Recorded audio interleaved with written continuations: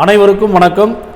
Madurai RK IAS அகாடமியின் சார்பில் தமிழக அரசினுடைய குரூப் 2A மெயின்ஸுக்கு தயாராகி கொண்டிருக்கக்கூடிய உங்கள் அனைவரையும் வாழ்த்துகிறோம், அன்போடு வரவேற்கின்றோம்.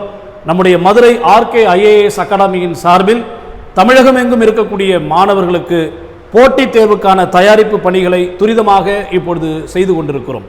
அந்த விதத்தில் அரசு நமக்கு பாடத்திட்டமாக வகுத்து அளித்திருக்கக்கூடிய 21 படிநிலைகளில் இருக்கக்கூடிய அந்த செய்திகள் நம்முடைய இந்த மின் பலகையில் காட்டப்படுகிறது.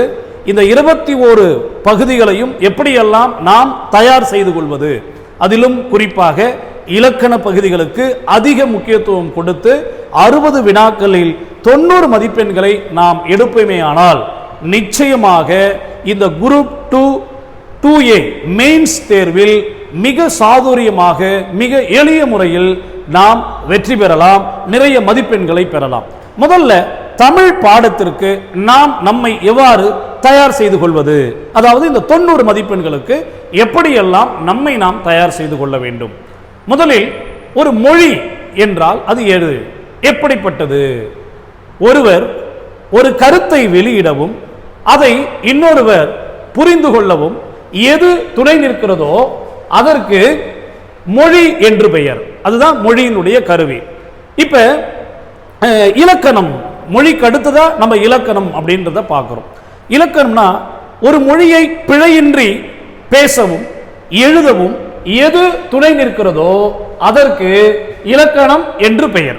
ஒரு மொழியை பிழையின்றி பேசவும் எழுதவும் எது துணை நிற்கிறதோ அதற்கு இலக்கணம் என்று பெயர். சரி, தமிழ் இலக்கணம் எத்தனை வகைப்படும் அப்படின்றத முதல்ல பார்க்கிறதுக்கு முன்னாடி இந்த 21 தலைப்புகள் இருக்கிறது அல்லவா, இந்த 21 தலைப்புகளை நம்முடைய மதுரை ஆர்கே ஐஏஎஸ் அகாடமி மிக சாதுரியமான விதத்தில் உங்களுக்கு சொல்லி தருவதற்கு பல திட்டமிடலை உருவாக்கி இருக்கிறது. குறிப்பா என்ன அப்படின்னு பார்த்தீங்கன்னா, பொருத்தமான பொருளை தேர்வு செய்தல், புகழ்பெற்ற நூலாசிரியர், தொடர்பும் அறிதல், பிரித்தெழுதுதல், எதிர்ச்சொல்லை தேர்ந்தெடுத்து எழுதுதல், பொருந்தாத சொல்லை கண்டறிதல், பிழை திருத்தம், சந்திப்பிழையை நீக்குதல், ஒருமைப்பன்மை பிழைகளை நீக்குதல், மரபு பிழைகளை நீக்குதல், வழுவு சொற்களை நீக்குதல், ஆங்கில சொல்லுக்கு நேரான தமிழ் சொல்லை அறிதல், ஒலி வேறுபாடு அறிந்து சரியான பொருளை அறிதல், ஓரெழுத்து ஒரு மொழி, வேர்ச்சொல்லை கொடுத்து வினைமுற்று, வினையெச்சம், வினையால் அணையும் பெயர், பெயர் சொல், தொழிற்பெயரை உருவாக்குதல் என்று 21 படிநிலைகளில் நமக்கு கொடுக்கப்பட்டிருக்கக்கூடிய பகுதியை தினம் ஒவ்வொரு பகுதிகளாக மிக சுருக்கமாக நாம் பார்க்க இருக்கின்றோம். நம்முடைய இலக்கு என்னவென்றால் 60 வினாக்களுக்கு 90 மதிப்பெண்களை குறைவில்லாமல் பெறுவதற்கு எப்படியெல்லாம் திட்டமிடல் செய்யப்பட வேண்டும். குறிப்பா தமிழ் இலக்கணம் 5 வகைப்படுகிறது. என்னென்ன? எழுத்திலக்கணம், சொல்லிலக்கணம், பொருள் இலக்கணம், யாப்பிலக்கணம், அணி இலக்கணம்.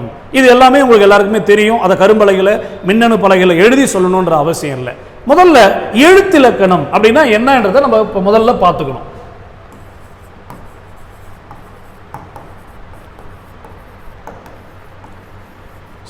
எழுத்திலக்கணம். இப்ப எழுத்திலக்கணம் என்று பார்க்கப்படுகின்ற போது பொதுவா என்ன சொல்றாங்க அப்படின்னா, எழுதப்படுகின்ற காரணத்தினால் இதற்கு எழுத்து என்று பெயர். எழுத்து என்பது காரண பெயராக அமைகிறது. அதாவது இதை இன்னும் எப்படி சொல்றாங்கன்னா, அங்கீகரிக்கப்பட்ட வரி வடிவமே எழுத்து ஆகும். இருப்பினும் இதை இலக்கண நூலாருடைய கோட்பாடின்படி நாம் பார்ப்போமேயானால் அகரம் முதலாக அவுகாரம் இறுதியாக இருக்கக்கூடிய உயிரெழுத்துக்கள் 12, ககரமை முதலாக நகரமை இறுதியாக இருக்கக்கூடிய மெய்யெழுத்துக்கள் 18 எழுத்து என்று அழைக்கப்படுகிறது. அப்ப எழுத்தை எத்தனை வகைகளாக பிரிக்கலாம் என்று பார்ப்போமே ஆனால் எழுத்தை மொத்தம் நம்ம கேட்டீங்கன்னா 2 வகைகளாக பிரிக்கின்றோம். ஒன்று முதல் எழுத்து, மற்றொன்று சார்பெழுத்து. முதல் எழுத்து, சார்பெழுத்து. சரி, இப்ப முதல் எழுத்து என்றால் என்ன? ஒரு மொழியில் பிற எழுத்துக்கள் எல்லாம் தோன்றுவதற்கு எது காரணமாக இருக்கிறதோ, எது முதற் காரணமாக இருக்கிறதோ அதற்கு முதல் எழுத்து என்று பெயர். அப்ப முதல் எழுத்து என்ன? ஏற்கனவே சொன்னதுதான். அகர முதலாக ஔகாரம் இறுதியாக இருக்கக்கூடிய 12, ககரமை முதலாக நகரமை இறுதியாக இருக்கக்கூடிய 18. ஆக அது ஒரு 12, இது ஒரு 18, 30 எழுத்துக்கள் முதல் எழுத்தாக அமைகிறது. சரி, இந்த முதல் எழுத்துக்கள்ல பிரதானமா இருக்கிறது என்ன? உயிரெழுத்துக்கள். சரி, இந்த உயிரெழுத்துக்கள் அப்படின்னு பார்க்கும்போது தமிழ்ல உயிரெழுத்துக்கள் எத்தனை இருக்கு? அடிப்படையா நம்ம எல்லாருக்குமே தெரியும். என்னன்னு கேட்டா உயிரெழுத்துக்கள் 12 இருக்குது. அ ஆ இ ஈ உ ஊ ஏ ஏ ஐ ஓ ஓ ஔ அப்படின்னு சொல்லி இந்த 12 உயிர்களை சொல்றோம். சரி, இந்த உயிரெழுத்துக்களை என்னென்ன வடிவங்களில் என்னென்ன தலைப்புகளில் நாம் வகைப்படுத்தலாம் அப்படின்னு பார்த்தீங்கன்னா, முதல்ல உயிரெழுத்துக்களை குறில் நெடில் என்று பிரிக்கலாம்.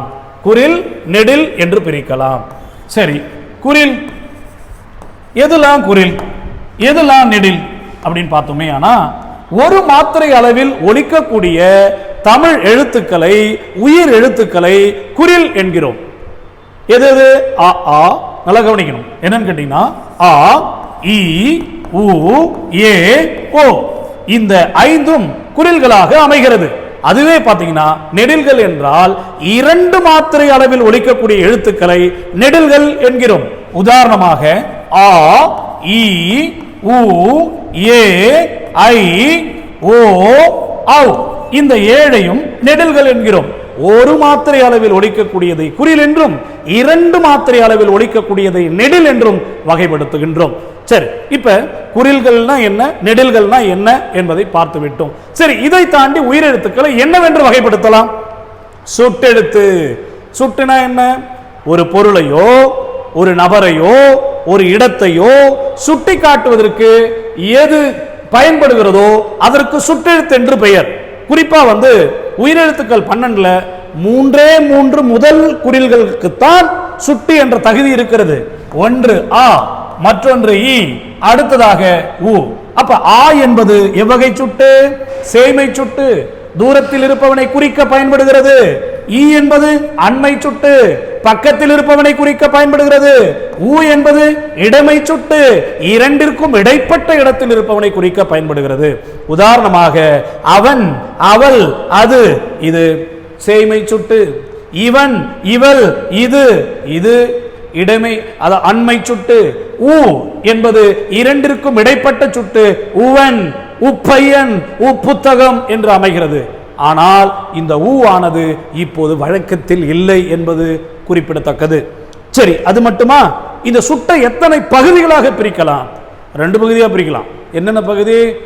அகச்சுட்டு, புறச்சுட்டு. அப்ப அகச்சுட்டுனா என்ன? சுட்டெழுத்தை நீக்கிய பிறகு ஒரு சொல் பொருள் தரவில்லை என்றால் அது அகச்சுட்டு. உதாரணம் அவன் அப்படின்னு எழுதுறோம், அவன் எழுதுறோம், அவள் எழுதுறோம். இப்ப இதுல எது சுட்டெழுத்து? ஆ. இதை நீக்கிய பிறகு வன், வல் என்று இருக்கிறது. வன்னும் வல்லும் பொருள் தராது, எனவே இது அகச்சுட்டு. அதுவே அப்பையன், இப்பையன், உப்பையன் என்று வருகிறது. அதில் சுட்டெழுத்தை நீக்கிய பிறகு பையன் என்ற பொருள் அமைகிறது அல்லவா? அப்ப பொருள் உணர்த்துகிறது அல்லவா? எனவே இது புறச்சுட்டாக அமைகிறது. ஆகவே குரூப் 2 போட்டித் தேர்வுக்கு மெயின்ஸுக்கு தயாராகி கொண்டிருக்கக்கூடிய, எதிர்கால தமிழகத்தை வளமாக வடிவமைக்க இருக்கக்கூடிய போட்டித் தேர்வாளர்களே, மதுரை ஆர்கே ஐஏஎஸ் அகாடமி இன்னும் பல்வேறு பயிற்சிகளை உங்களுக்கு கொடுத்து இந்த மெயின்ஸ் தேர்வில் தமிழ் மொழி மட்டுமல்ல மற்ற பகுதிகளிலும் நீங்கள் எப்படி மதிப்பெண்களை பெற்று அரசு பணிக்கு செல்லலாம் என்பதை உங்களுக்கு மிக அற்புதமாக வழிகாட்டுவதற்கு தயாராக இருக்கிறது. ஓய்வு நேரம் இல்லாமல், கால நேரம் பார்க்காமல் உங்களுக்கு சேவையாற்றுவதற்கு நம்முடைய மதுரை ஆர்கே ஐஏஎஸ் அகாடமி சேவை செய்வதற்கு தயாராக இருக்கிறது. மாணவர்கள் இதை நன்கு பயன்பெற்று எதிர்காலத்தில் போட்டித் தேர்வில் தேர்ச்சி பெற்று அரசு பணிக்கு சென்று நல்ல சாதனைகளை புரிய உங்கள் அனைவரையும் அன்போடு வரவேற்கிறோம், வாழ்த்துகிறோம். அடுத்த தமிழ் வகுப்பில் இன்னும் சில கூடுதல் தகவல்களை எப்படியெல்லாம் நீங்கள் தெரிந்து கொள்ளலாம் என்பதை உங்களுக்கு நிச்சயமாக சொல்வதற்கு கடமைப்பட்டிருக்கிறோம். அதே மாதிரி நம்முடைய இந்த குரூப் 2 மெயின்ஸ்கான தேர்வுக்கான பயிற்சி கடந்த வெள்ளிக்கிழமை துவங்கிவிட்டது. அது அறிமுக வகுப்பாக நாம் துவங்கி இருக்கிறோம். இருப்பினும் வரும் புதன்கிழமையிலிருந்து முறையான வகுப்பை, முறையான பயிற்சியை நாம் தொடங்குவதற்கு திட்டமிட்டிருக்கிறோம். எனவே அக்டோபர் 2 காந்தி ஜெயந்தியிலிருந்து முறையான குரூப் 2A மெயின்ஸ் பயிற்சி வகுப்புகள் துவங்குகிறது. எனவே விரைவில் வந்து முன்பதிவு செய்து கொண்டு பயிற்சியில் கலந்து கொண்டு பயனடையுமாறு உங்கள் அனைவரையும் அன்போடு வாழ்த்துகிறோம். RK IAS அகாடமி மதுரையின் சார்பில் உங்கள் அனைவரையும் வரவேற்கிறோம். நன்றி, வணக்கம்.